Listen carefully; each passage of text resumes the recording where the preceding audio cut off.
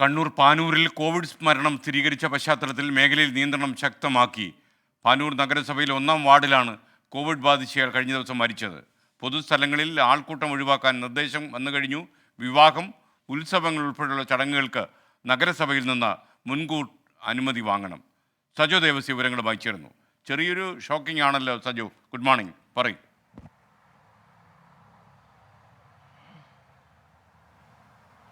എസ്കെൻ, കഴിഞ്ഞ ദിവസമാണ് പാനൂർ നഗരസഭയുടെ 1-ാം വാർഡിൽ കോവിഡ് ബാധിച്ച് ചികിത്സയിലായിരുന്നയാൾ മരിച്ചത്.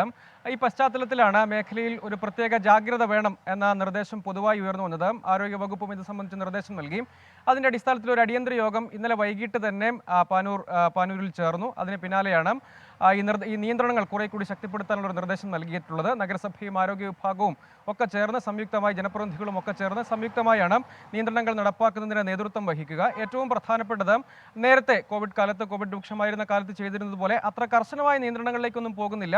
പകരം ആളുകളെ ഇക്കാര്യങ്ങൾ ബോധ്യപ്പെടുത്തും. അതിനനുസൃതമായുള്ള നിയന്ത്രണങ്ങൾ പാലിക്കാനുള്ള നിർദ്ദേശം. പൊതുവായും സാധാരണഗതിയിൽ സംഘടിപ്പിക്കപ്പെടുന്ന എല്ലാ പൊതുപരിപാടികളും, അത് മറ്റ് സ്വകാര്യ ചടങ്ങുകളായാലും വിവാഹം ഉൾപ്പെടെയുള്ള സ്വകാര്യ ചടങ്ങുകളായാലും, അതിനൊക്കെ നഗരസഭയിൽ നിന്ന് മുൻകൂർ അനുമതി വാങ്ങിക്കണം. ഒപ്പം മാസ്ക് നഗരസഭയുടെ പ്രദേശങ്ങളിൽ, അതായത് നിലവിൽ 1-ാം വാർഡ് അടക്കം പാനൂർ നഗരസഭയുടെ വിവിധ ഭാഗങ്ങളിൽ മാസ്ക് പൊതുവിൽ നിർബന്ധമാക്കാൻ, അത് ആളുകൾ തന്നെ സ്വയം താല്പര്യമെടുത്തുകൊണ്ട് മാസ്ക് ധരിക്കുക എന്ന നിർദ്ദേശമാണ് ആരോഗ്യവകുപ്പ് ഇപ്പോൾ നൽകുന്നത്. ഇത്തരം ഒരു സാഹചര്യമുണ്ട്. അതുകൊണ്ട് നിലവിൽ തന്നെ കുറച്ച് ആളുകൾക്ക് പനിയും പനി ലക്ഷണങ്ങളുമുണ്ട്. അവരെ ഇപ്പോൾ തന്നെ നിരീക്ഷണത്തിൽ ആക്കാനുള്ള നിർദ്ദേശങ്ങൾ നൽകിയിട്ടുണ്ട്. സ്വയം ക്വാറന്റൈൻ പാലിക്കുക. ഒപ്പം കൂടുതൽ നിരീക്ഷണം ആവശ്യമുണ്ടെങ്കിൽ അതെല്ലാം ആരോഗ്യവകുപ്പ് അതിനാവശ്യമായ ക്രമീകരണങ്ങൾ ചെയ്തിട്ടുണ്ട് എന്നാണ് അറിയിച്ചിട്ടുള്ളത്.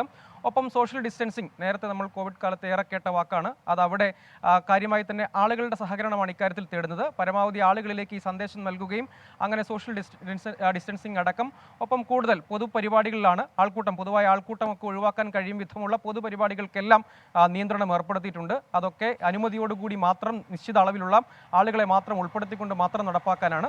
ചെറിയ തോതിൽ ആശങ്കയ്ക്ക് അടിസ്ഥാനമൊന്നുമില്ല. ഇത്തരം ഒരു പശ്ചാത്തലത്തിൽ, അതായത് ഒരാളുടെ മരണം കോവിഡ് ബാധയെ തുടർന്നാണ് എന്ന് സ്ഥിരീകരിച്ച പശ്ചാത്തലത്തിൽ ആരോഗ്യവകുപ്പിന്റെ നിർദ്ദേശപ്രകാരം നടപ്പിലാക്കുന്ന നിയന്ത്രണം എന്ന നിലയ്ക്കാണ് പൊതുവിൽ ജനപ്രതിനിധികളെല്ലാം അറിയിക്കുന്നത്. അത് ഇപ്പോൾ തന്നെ അവിടെ നടപ്പാക്കി കഴിഞ്ഞിട്ടുണ്ട്.